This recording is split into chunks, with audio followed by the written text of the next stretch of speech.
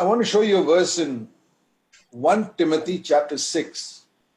और मैं आपको एक वचन दिखाऊंगा, पहला तिमोथी उसका 6वां अध्याय। Timothy was one of Paul's closest co-workers. तिमोथियुस जो था वो पौलुस का सबसे करीबी सहकर्मी था He was the best of Paul's co-workers. और वो पौल के सहकर्मियों में सबसे सर्वश्रेष्ठ था। Paul selected him when he was a young 20-year-old man. पौलुस ने उसका चयन तब किया था जब वह जवान 20 वर्ष का लड़का था। And now Paul is writing to him after 25 years when Timothy is about 45 years old. और अब पौलुस उसे 25 साल बाद फिर से लिख रहा है और इस समय तिमोथियुस की आयु 45 है। Timothy has already known Jesus for 25 years. और तिमोथियुस ने पहले ही 25 वर्षों से प्रभु यीशु मसीह को जाना है। And look what Paul writes to him through the Holy Spirit. और देखिए पौलुस पवित्र आत्मा के द्वारा क्या लिखता है उसे। 1 Timothy 6 verse 12. पहला तिमोथी 6 अध्याय उसका 12 वचन। Fight the good fight of faith. विश्वास की अच्छी कुश्ती लड़। And listen to this. Take hold of eternal life to which you were called. और उस अनंत जीवन को धर ले जिसके लिए तू बुलाया गया। What does it mean? Take hold of eternal life. और इसका क्या मतलब है अनंत जीवन को धर ले। Timothy could have said, "Oh, I accepted Christ 20 years ago." उसने तिमोथियुस ने कहा कि मैंने 25 साल पहले मसीह को ग्रहण किया। Then what is eternal life now? लेकिन अब अनंत जीवन क्या है? Because eternal life is knowing God and Jesus more and more and more and more. क्योंकि अनंत जीवन जो है वो परमेश्वर को और अधिक जानना है। Receiving the life of God into us more and more. और हमारे जीवन में परमेश्वर के जीवन को और अधिक प्राप्त करना है। So the real definition of eternal life is not a life that never ends. और इस समय जो अनंत जीवन की जो परिभाषा है वो यह नहीं कि जो जीवन कभी ना समाप्त हो, but a life that had no beginning and has no end. परंतु एक ऐसा जीवन जिसका ना ही आरंभ है और ना ही अंत है। That is only one life that had no beginning, that was God. और ऐसा एक ही जीवन है जिसका कोई आरंभ नहीं था और वह है प्रभु। So we can say eternal life is the life of God. और हम कह सकते हैं कि जो अनंत जीवन है वह परमेश्वर का जीवन है। And this is the greatest gift God can give us. और यह वह सबसे बड़ा उपहार है जिसे परमेश्वर हमें दे सकता है। More than asking God for health or money or comfort, ask for eternal life. और परमेश्वर से स्वास्थ्य, पैसा, सुख सुविधा मांगने से बढ़ करके आप परमेश्वर से अनंत जीवन को मांगे। Hey Lord Jesus, I want to know you more and more, just like a wife knows her husband more and more. और कहिए प्रभु यीशु मसीह मैं आपको और अधिक वैसे ही जानना चाहता हूं जैसे एक पत्नी अपने पति को और अधिक जानती है। You know, Paul wrote a letter about 30 years after he was converted. और पौलुस ने एक पत्री को लिखा अपने 30 वर्ष होने के बाद मन फिराव के। Philippians chapter 3. फिलिपियों की पत्री उसका 3रा अध्याय। Paul is nearly 60 years old now. और यहाँ पे पौलुस जो है वो 60 वर्ष की आयु का हो चुका है। He came to the Lord when he was around 30. और वह प्रभु में तब आया जब वो 30 वर्ष की आयु का था। He's already known the Lord for 30 years. और उसने 30 वर्षों में पहले ही प्रभु को जान लिया है। And he writes in Philippians 3. और वो फिलिपियों 3 में लिखता है verse 10. उसके 10वें वचन में, My great passion is that I may know him more. मेरी सबसे बड़ी उमंग यह है कि मैं उसे और अधिक जानने पाऊं। I want to know my Lord. और मैं अपने प्रभु को जानना चाहता हूं। And you say, Paul, don't you already know the Lord for 30 years? और आप कहोगे कि पौलुस क्या तू बीते 30 वर्षों में प्रभु को पहले ही नहीं जानता था क्या? Yes, but knowing the Lord is something that will continue through all eternity because God is so infinite. और परमेश्वर को जो जानना है यह जो प्रक्रिया है पूर्णतः निरंतर चलने वाली प्रक्रिया है क्योंकि परमेश्वर एक असीमित प्राणी है। So I want to encourage all of you to have one passion to know Jesus more and more. और इसलिए मैं आप लोगों को कहना चाहूंगा कि आप अपने जीवन में एक ही उमंग रखें कि आप यीशु को और अधिक जानने पाएं। There's a lot of difference between knowing about a person and knowing a person. और बहुत अंतर होता है एक व्यक्ति के विषय में जानना या व्यक्ति को स्वयं जानने में। You may know about the President of India, but you don't know him personally. और आप भारत के राष्ट्रपति के विषय में जान सकते हैं परंतु राष्ट्रपति को व्यक्तिगत तौर पे नहीं जानते होंगे। You can read about his life and know all about his life, but you don't know him personally.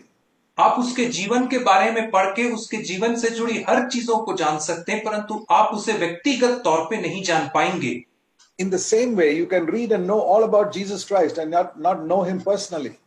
उसी रीति से आप यीशु मसीह के विषय में सब चीजों को पढ़ करके जान जाएंगे परंतु आप उसे व्यक्तिगत तौर पे नहीं जान पाएंगे। Many people who read the Bible, they know about Jesus. They don't know him personally. और बहुत सारे लोग जो बाइबल का अध्ययन करते हैं वे यीशु मसीह के बारे में जानते हैं परंतु उसे व्यक्तिगत तौर पे नहीं जान पाते हैं। So don't glory that you know the Bible. इसलिए इस बात पे आप गर्व ना करें कि आप बाइबल को जानते हैं। There are many people who cannot read and write who know Jesus personally. और बहुत सारे ऐसे लोग हैं जो ना ही पढ़ सकते हैं ना ही लिख सकते हैं परंतु वे यीशु को व्यक्तिगत तौर पे जानते हैं। So many people know the Bible, but they still live in sin. और इसलिए बहुत सारे लोग जो है वो बाइबल को तो जानते हैं परंतु उसके बावजूद पाप में जीवन जीते हैं। And you can read the Bible and know the Bible and be spiritually blind. और आप बाइबल को पढ़ सकते हैं बाइबल के विषय में जान सकते हैं परंतु आत्मिक तौर पे अंधे हो सकते हैं। Do you know that the whole Bible speaks about Jesus Christ?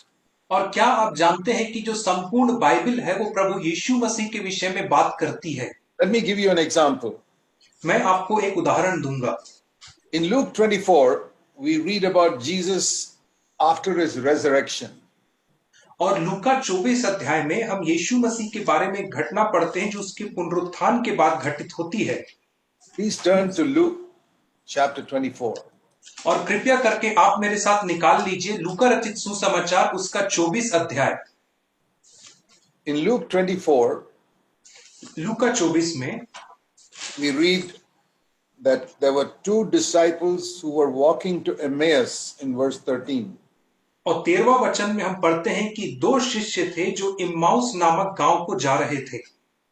And that was about 7 miles from Jerusalem. और यह जो था वो यरूशलेम से 7 मील की दूरी पर था। And that would have taken about 3 hours to walk there. और चल के जाने में 3 घंटे का समय लगता है। And it says Jesus came and joined them, verse 15. और 15 वचन में लिखा है कि यीशु मसीह आप उनके पास आकर साथ हो लिया। They didn't know it was Jesus. They thought Jesus is crucified on the cross. और वे लोग नहीं जानते थे कि यह यीशु उनके साथ चल रहा है। उन्हें इतना पता था कि यीशु क्रूस के ऊपर चढ़ा दिया गया है। They did not know he was risen from the dead. परंतु वे यह नहीं जानते थे कि वह मृतकों में से जी उठा है। It says in verse 16, their eyes were prevented from recognizing him. और 16वां वचन में कहता है कि उनकी आंखें ऐसे बंद कर दी गई कि वे उससे पहचान ना सकें। Jesus walked with them for 3 hours, and what did he talk about? और यीशु मसीह उनके साथ 3 घंटे तक चलते रहा और उनसे क्या बातचीत किया। We read in verse 27. और 27 वचन में हम पढ़ते हैं, Began with Moses and the prophets. और उसने मूसा से आरंभ करके भविष्यवक्ताओं तक बताया। That is referring to the Old Testament, 39 books of the Old Testament. और इसका तात्पर्य है पुराने नियम की 39 पुस्तकों से। And it says here in all those 39 books, he showed them the things concerning himself. और उसके बाद कहता है कि इन 39 पुस्तकों में उसने वे बातें जो उसके विषय में लिखी थी उसका अर्थ उन्हें समझाया। That means you can see Jesus in all the 39 books of the Old Testament. उसका अर्थ यह है कि आप प्रभु यीशु मसीह को पुराने नियम की सारी 39 पुस्तकों में देख सकते हैं। You can see in Genesis chapter 3, he's called the seed of the woman that will crush the head of the devil. आप उसे उत्पत्ति 3 अध्याय में देख सकते हैं जहां पे लिखा है कि स्त्री का बीज सर्प के सिर को कुचल देगा। And in every book there is a picture of Jesus. और हर एक पुस्तक में यीशु मसीह का एक चित्र पाया जाता है। You know, when Moses hit the rock and the water flowed for the Israelites to drink. और आपको पता है जब मूसा ने चट्टान को छड़ी से मारा और उसमें से पानी बह निकला ताकि इस्राएली लोग That's पी a सके, picture of that's a picture of Jesus being crucified and the Holy Spirit coming into us. और वह चित्र है यीशु मसीह के क्रूस पे चढ़ाए जाने का और पवित्र आत्मा का हमारे अंदर आने का। So much more the New Testament is full about Jesus. और इसलिए हम देखते हैं कि जो नया नियम है वो यीशु मसीह से भरा हुआ है। If you read the Bible, not to increase your knowledge, but to know Jesus more and more, और इसलिए यदि आप बाइबल का अध्ययन करते हैं अपना ज्ञान बढ़ाने के लिए नहीं, परंतु यीशु को और अधिक जानने के लिए, and ask the Holy Spirit to show you. और आप पवित्र आत्मा से फिर मांगेंगे कि मुझे दिखाएं। Jesus said that the Holy Spirit will come and show you the things concerning himself. और यीशु मसीह ने कहा कि पवित्र आत्मा आकर के उन चीजों को दिखाएगा जिसका वास्ता यीशु से है। The main ministry of the Holy Spirit is to show Jesus to us. और पवित्र आत्मा की सबसे बड़ी सेवकाई यह है कि वह हमें यीशु मसीह को दिखाए।